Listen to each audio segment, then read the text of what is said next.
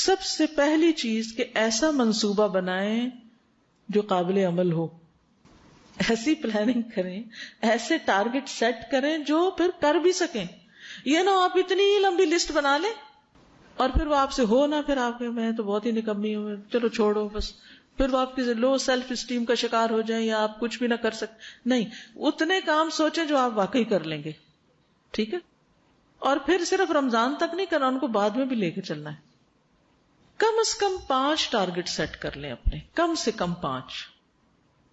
ان میں ہم بہتری پیدا کریں گے, کیونکہ ایک دم بہتری نہیں آتی. پورا رمضان کوشش کریں گے تاکہ ان میں بہتری ہو جائے, اور اپنے آپ کو پکڑ کے رکھنے کے لیے اوروں کو بھی ساتھ شامل کر لیں ان 5 چیزوں میں. مثلا اپنے گھر میں اپنے بچوں کے ساتھ مل کے آپ وہ 5 چیزیں طے کر لیں کہ ہم اس رمضان میں وہ 5 کون سے ایسے سارے کام کریں گے ایز اے فیملی کہ جس سے ہم پہلے سے بہتر ہو جائیں, یعنی رمضان کے جانے کے بعد ہم پہلے سے بہتر انسان بن سکیں. کیونکہ اگر آپ رمضان میں جس حال میں داخل ہوئے اسی میں نکلے تو پھر رمضان کا کیا فائدہ ہوا؟ کچھ بھی نہیں. تو آپ اپنے یا تو فیملی کو یا فرینڈز کا سرکل یا کسی نہ کسی کو اپنے ساتھ ملا لیں کہ جن کے ساتھ مل کے آپ یہ کام کر سکیں, اس میں آسانی ہوگی. پھر اسی طرح آپ یہ باتیں صرف دماغ میں سوچنے کی بجائے ان کو لکھیں. کیا کریں گے آپ؟ لکھیں گے. مثلا آج آپ موقع ہو یا کل سنڈے ہے, چھٹی کا دن ہوگا, آپ بیٹھے اپنے بچوں کو ساتھ لے کے یا اپنے دوستوں کو یا اپنے سرکل کو جن کے بھی ساتھ ہیں, اور آپ ان سب سے کہیں اچھا چلے ہم مل کے طے کرتے ہیں کہ ہم 5 کون سے کام ایسے کریں گے جن کو ہم اپنے اندر ایکسیلنس کا لیول لائیں گے, پہلے سے بہتر کریں گے. سب کے ساتھ برین سٹارم کریں, صرف اپنے ہی لکھ کے بتا نہ دیں اچھا میں نے یہ کیا تم بھی یہ کر لو, نہیں, ان کو بھی ساتھ ملا کے مشورہ کر کے کریں. پھر نیکی کے ارادے پر بھی اجر ہے, لہذا زیادہ سے زیادہ نیکی کرنے کی ہرس ضرور رکھیں. اب یہ میرے 5 کہنے کا مطلب یہ نہیں کہ آپ کہیں کہ باقی تم نے کرنا ہی کچھ نہیں. دل میں ضرور رکھیں کہ میرا دل چاہتا میں یہ بھی کروں, یہ بھی کروں, یہ بھی کروں, جتنی چاہے لمبی لسٹ بنا لیں, لیکن اس میں سے کچھ جو آپ بس یہ تو کرنا ہی کرنا, ہر حال میں کرنا ہے. اور اگر باقیوں کی بھی توفیق ہو جائے تو بہت ہی اچھا, اور بھی بڑھاتے جائیں پھر اپنی کیپیسٹی کے مطابق. پھر اسی طرح سونے اور جاگنے کے اوقات مقرر کریں اگر آپ واقعی کچھ کرنا چاہتے ہیں. کیونکہ اگر آپ لیٹ سوئیں گے تو کیا ہوگا, سحری کھائے بغیر پھر روزہ رکھنا پڑے گا. اوہو آج تمہاری آنکھ ہی نہیں کھلی, اب کیا کریں, روزہ رکھیں کہ نہ رکھیں.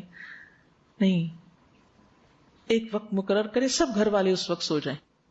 تراویح پڑھ کر آئے ہیں, اب اس کے بعد یہ نہیں, کیونکہ ہوتا پتہ کیا ہے, تراویح میں ہم اتنی ایکسرسائز کر لیتے ہیں نا کہ جب ہم وہ فارغ ہوتے ہیں نا اس سے تو بالکل فریش ہوتے ہیں, اب بالکل سونے کو دل نہیں چاہتا, اور ایمان بھی بڑھ چکا تھا تو یہ لگتا ہے بس کچھ پتہ نہیں کہاں سے اڑ چل رہے ہیں. تو وہ نیند لانا بڑا مشکل کام ہوتا ہے. لیکن کچھ بک ریڈنگ کریں, قرآن کی ریڈنگ شروع کر دیں, کچھ بھی, تاکہ آپ فوراً سو جائیں.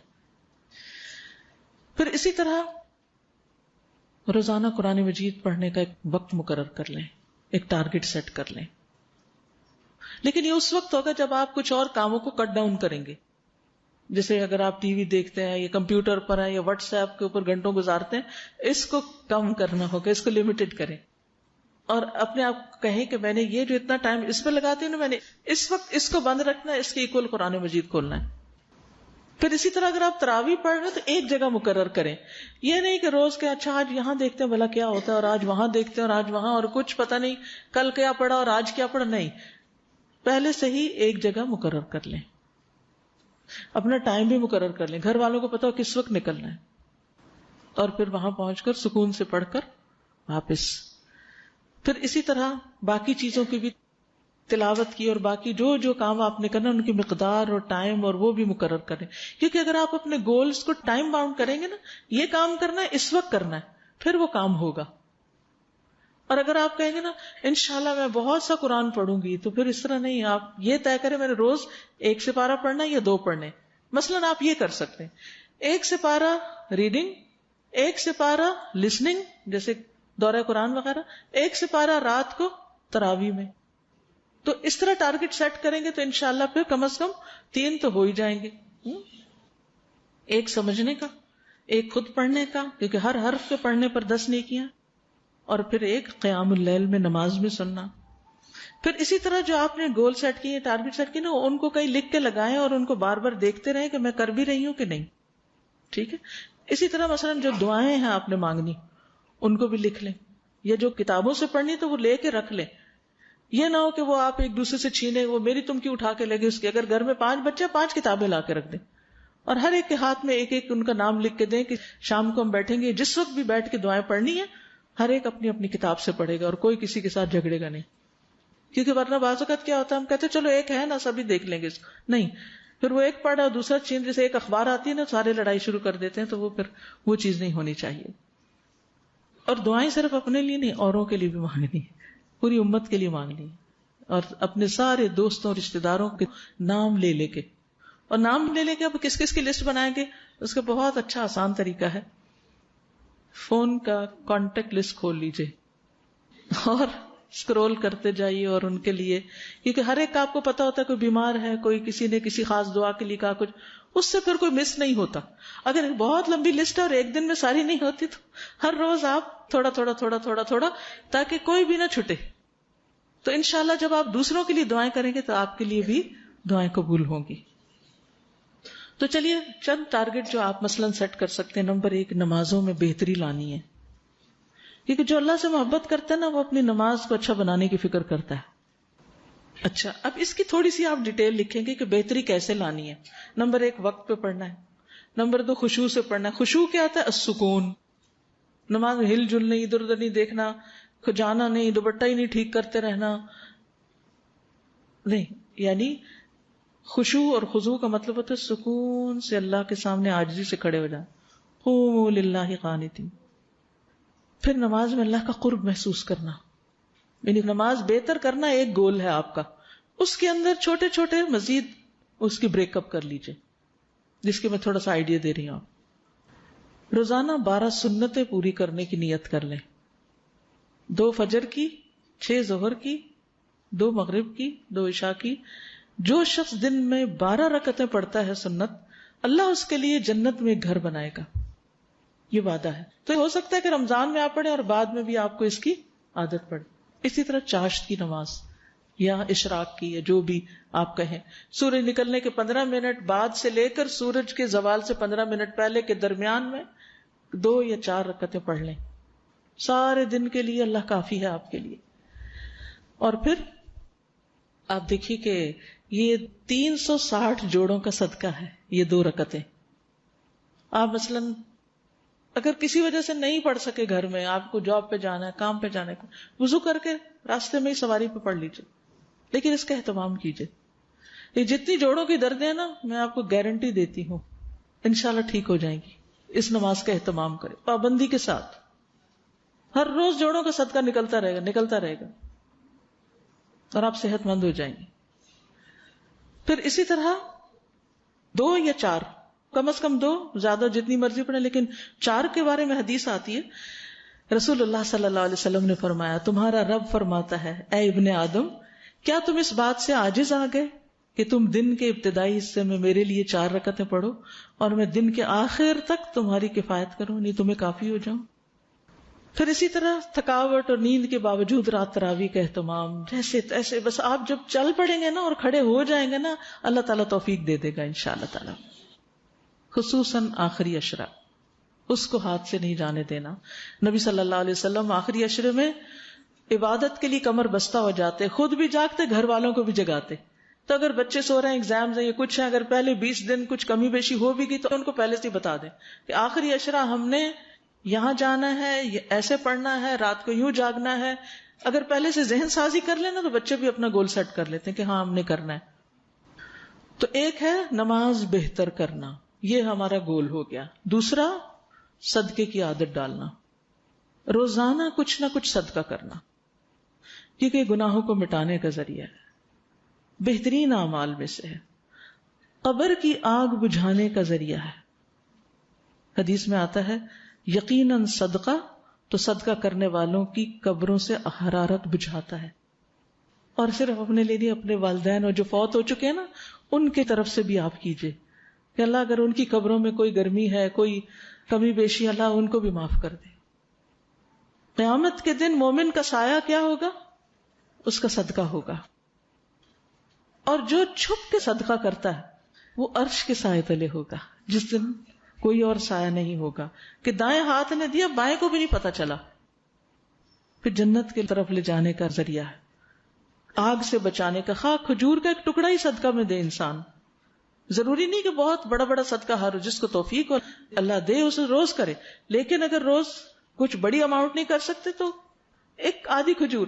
اگر آپ کچھ کماتے نہیں اور آپ کے پاس کوئی ذریعہ نہیں, تو آپ افطار کی ٹیبل پہ بیٹھے ہیں نا, تو اس بات میں جلدی کریں کہ آپ اپنے ہاتھ سے دوسرے کو کھجور دیں, کہ آپ کر لیجیے. آپ یعنی بازو کہتے ہوتے ہیں سب بیٹھے اپنے اپنی دعائیں پڑھ رہے ہوتے ہیں, آپ اٹھیں اور جا کے اٹھائیں کھجور کی پلیٹ اور سب کو ایک ایک ایک ایک پکڑائیں, یہ آپ کا صدقہ ہو جائے گا.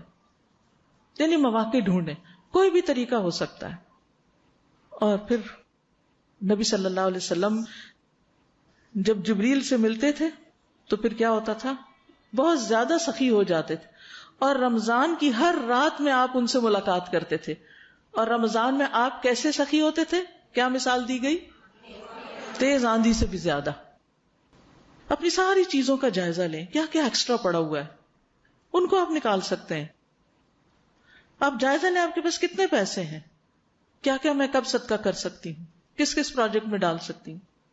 اپنے زیورات کا جائزہ لیں کہ کون کون سا کتنا ہی عرصہ ہوا کبھی نہیں پہنا, آؤٹ ڈیٹڈ ہو گیا.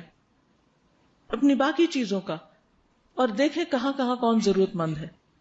ہمیں آج یا کل جلد ہی دنیا چھوڑ جانا ہے, تو یہ سب کچھ ویسے ہی دوسروں کا ہو جائے گا, اپنے ہاتھ سے کیوں نہ دیں.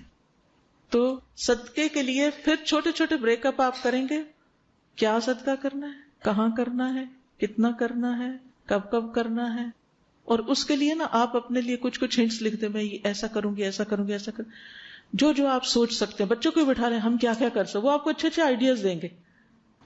آپ دیکھیے کہ بعض لوگ جو اس چیز کا اہتمام کرتے ہیں, ان میں سے میں پڑھ رہی تھی کسی کے بارے میں کہ عقبہ بن عامر کہتے ہیں میں نے نبی صلی اللہ علیہ وسلم کو فرماتے ہوئے سنا کہ قیامت کے دن ہر شخص اپنے صدقے کے سائے میں ہوگا, یہاں تک کہ لوگوں کے درمیان فیصلہ ہو جائے. یزید کہتے ہیں کہ ابو الخیر کوئی دن ایسا نہیں جانے دیتے تھے جس میں کوئی چیز, خواہ میٹھی روٹی یا پیاز, وہی صدقہ نہ کر دے.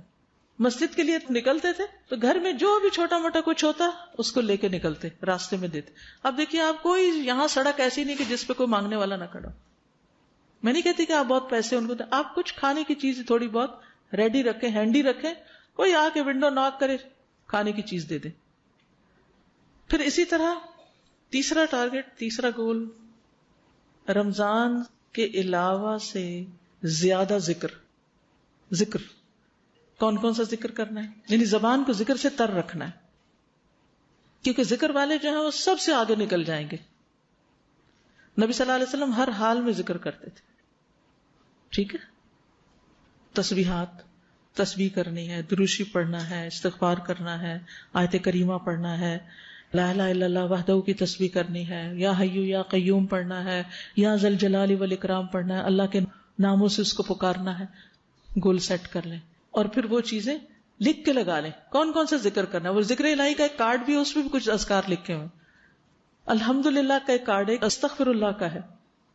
تو آپ کیا کریں, مثلا اگر آپ سحری کر رہے ہیں اور اس وقت بولنے کو کسی سے دل نہیں چاہ رہا, تو آپ ایک ہاتھ میں کارڈ پکڑ لیں, آپ بے شک اپنا منہ میں لقمہ ڈالیں اور دیکھتے رہیں اور اس کو پڑھتے رہیں, کیونکہ بعض اوقات ملٹی ٹاسکنگ بھی کرنی پڑتی ہے, ہر چیز کے لیے الگ وقت نہیں ہوتا. لیکن اگر آپ نے کھانے کے ٹیبل پر وہ کارڈز لگا کے رکھے ہوئے ہیں نا, تو بیٹھتے ہی آپ وہاں سے اٹھا لیں گے. تو ان چیزوں کو سیٹ کر کے رکھیں گھر میں, کسی کونے میں کوئی چیز رکھیں, کہیں کچھ رکھیں, کہیں کچھ رکھیں, تاکہ جہاں آپ بیٹھیں وہیں آپ ذکر شروع کر سکیں. مسنون دعاؤں کی کتابیں رکھیں تاکہ تھوڑے سے وقت میں 2-2 4-4 دعائیں بھی پڑھتے رہیں. چوتھا گول آپ کا کیا ہو, قرآن سے تعلق میں اضافہ. اس سے پہلے بھی میں نے ذکر کیا, تلاوت ہو, سننا ہو, سب کچھ, لیکن کچھ حصہ حفظ بھی, یعنی کچھ صورتیں یاد کر لیں یا کچھ آیات یاد کر لیں. پانچویں چیز زبان کی حفاظت, کیونکہ روزے کو خراب کرنے والی چیز زبان کی بے احتیاطی ہے. حدیث میں آتا ہے اللہ اس بندے پر رحم کرے جس نے کوئی بات کی تو فائدہ مند بات کی, خاموش رہا تو سلامت رہا. اور لغو باتوں سے بھی بچنا ہے, بے فائدہ بیکار کی باتیں, بے جا تبصرے, لوگوں کے حال, کوئی بےہودہ بات, کیونکہ جو روزہ رکھے اور اپنی زبان کی حفاظت کرے تو اسی کا روزہ سلامت. دیکھیے حدیث میں آتا ہے کہ روزہ ڈھال ہے. ڈھال کیا ہوتا ہے؟ دشمن کے وار سے بچاتی. روزہ شفاعت کرے گا، قیامت کے دن سفارش کرے گا. لیکن اگر ہمارا روزہ کہیں سے کٹا ہے، کہیں سے پٹا ہے، کہیں سے وہ پتلا ہے، وہ کیا شفاعت کرے گا؟ وہ ایک مسکین سا وہ کوئی چیز کھڑی ہے، وہ کیا شفاعت کرے گی آپ کے لیے؟ تو سلامت روزہ رکھنا ہے. اور سلامت روزے میں صرف نیکیاں نہیں کرتے بلکہ برائیوں سے بھی بچتے ہیں. تو مخلوق کو تکلیف نہیں دینی بلکہ ان کی مدد کرنی ہے، ان کی خدمت کرنی ہے. بہترین بندے لوگوں کی خدمت کرنے والے ہوتے ہیں، دوسروں کو کھانا کھلانے والے، دوسروں کو فائدہ پہنچانے والے، دوسروں کی ضروریات پوری کرنے والے. اور اس میں افطاری کرانے سے لے کر اور باقی ساری چیزوں سے. اس کو بھی آپ لکھ لیجیے کہ میں کس طرح کس کو فائدہ پہنچا سکتی ہوں. یعنی اپنا ایک گول آپ سیٹ کریں نا، میں نے دوسروں کو فائدہ پہنچا. صدقے کے نیچے یہ گول بھی لکھ لیں تاکہ 5 سے زیادہ چیزیں نہ ہوں. کس طرح میں دوسروں کو فائدہ پہنچا سکتی، کیونکہ کچھ صدقہ تو مال سے ہوتا ہے، کوئی کھانے سے ہوتا ہے، اور کچھ جسم کی خدمت سے بھی ہوتا ہے. اب آپ کھانا پکا رہے ہیں، سارے تو سو رہے ہیں اور آپ سحری پکا رہے ہیں اور ساتھ رو رہے ہیں. نہیں، خوش ہو کے پکائیں کہ مجھے اللہ نے دوسروں کو کھانا کھلانے والا بنا دیا ہے. ٹھیک ہے نا؟ پھر اسی طرح اور بھی مختلف طریقے سے سوچے کہ کس کو کہاں فائدہ دے سکتی. یہ اپنا ایک ٹارگٹ رکھیں کہ میں نے دوسروں کو فائدہ دینا ہے، میں نے فائدہ دینا ہے، میں نے فائدہ دینا ہے. اور آپ یقین کیجئے کہ جب آپ یہ سوچنے لگ جائیں گے کہ میں نے فائدہ دینا ہے، سارے فائدے آپ ہی کی طرف لوٹ کر آئیں گے. ان احسنتم احسنتم لانفسکم وان اسأتم فلھا. انسان بظاہر دوسروں پر احسان کرتا ہے لیکن دراصل وہ اپنے ساتھ کر رہا ہوتا ہے. اللہ تعالیٰ ہمیں عمل کی توفیق دے. آپ سب کو دیکھ کے بے پناہ خوشی ہو رہی ہے. یعنی میرے پاس وہ الفاظ نہیں، زبان نہیں کہ میں اپنی خوشی کا اظہار کر سکوں اور اللہ کا شکر ادا کر سکوں. یہ اللہ ہی مجھے لے کر آیا ہے اور آپ لوگوں کی دعائیں ہیں. میری پلاننگ میں نہیں تھا، یہ تو اللہ ہی کی پلاننگ تھی.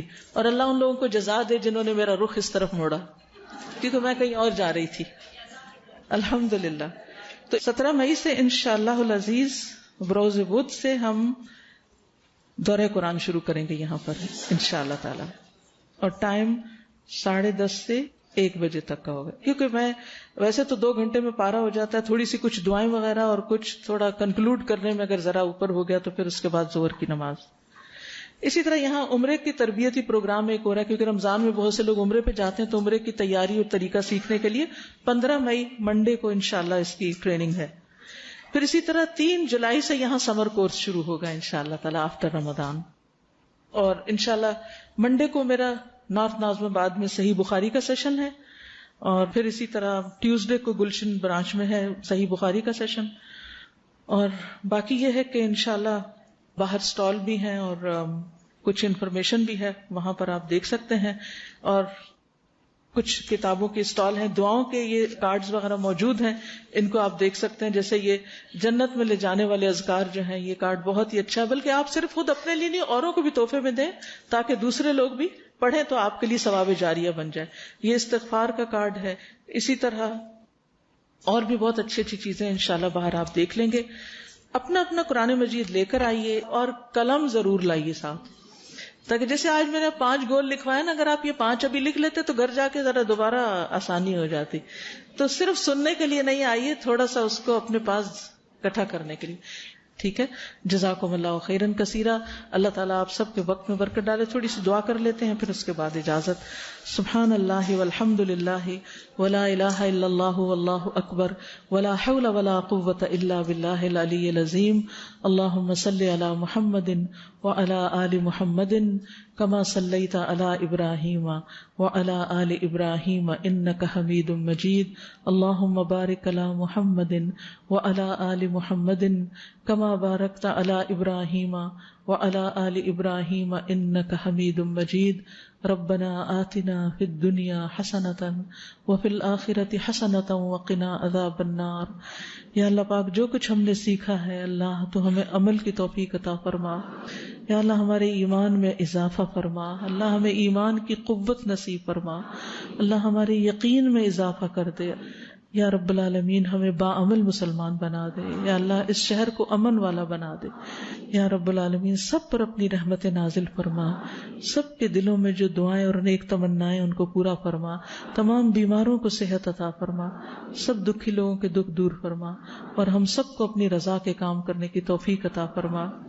سبحان ربک رب العزت عما یصفون وسلام علی المرسلین والحمد للہ رب العالمین. سبحانک اللہم وبحمدک اشہد ان لا الہ الا انت استغفرک واتوب الیک. السلام علیکم ورحمۃ اللہ وبرکاتہ.